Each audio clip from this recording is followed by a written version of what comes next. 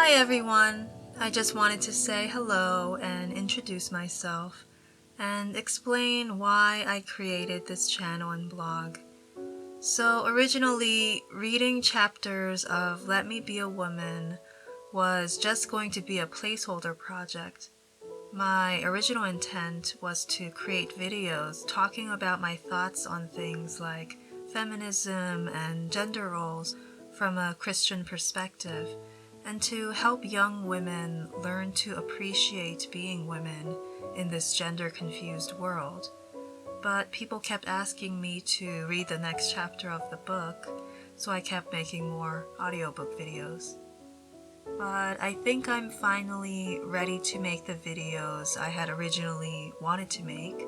But before I do that, let me share with you a little bit of my story. I was born outside of the United States and moved here when I was young, but my parents argued a lot because my mom did not want to move to this country, but my dad did, and we struggled because neither of my parents were fluent in English, which means it was hard for them to get a job. When I was in 5th grade, my parents divorced and my mom moved out. And I was devastated because at the time, I was closer to my mom than I was to my dad.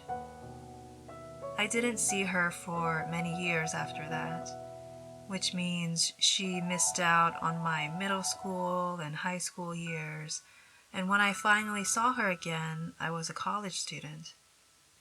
I lived with my dad, my younger brother, and for a few years, my grandpa, which meant I was the only girl in my immediate family. People talk a lot about the negative effects of fatherlessness, but you don't hear that much about the negative effects of motherlessness.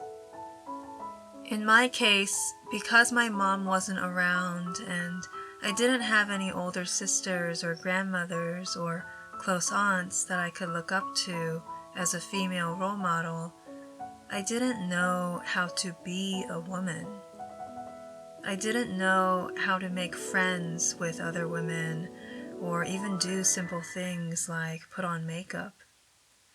I wasn't feminine. I hardly wore skirts or dresses, and I wrongly associated femininity with weakness. I was also a bit immature and would joke about and flirt in an immodest way. I also considered myself a feminist and child-free as well, and had an anti-natalist view, which meant I thought it was morally wrong to have children. I also did not want to be a stay-at-home mom and look down on women who were. I became a Christian in college, but it took years for God to soften my heart towards accepting a biblical view on gender roles. One of the things that made me change my mind was thinking about my own parents' divorce and how their marriage could have been healthier if they followed biblical gender roles. And I started to change my mind on children when my friends started getting married, and I saw how happy they were after having children.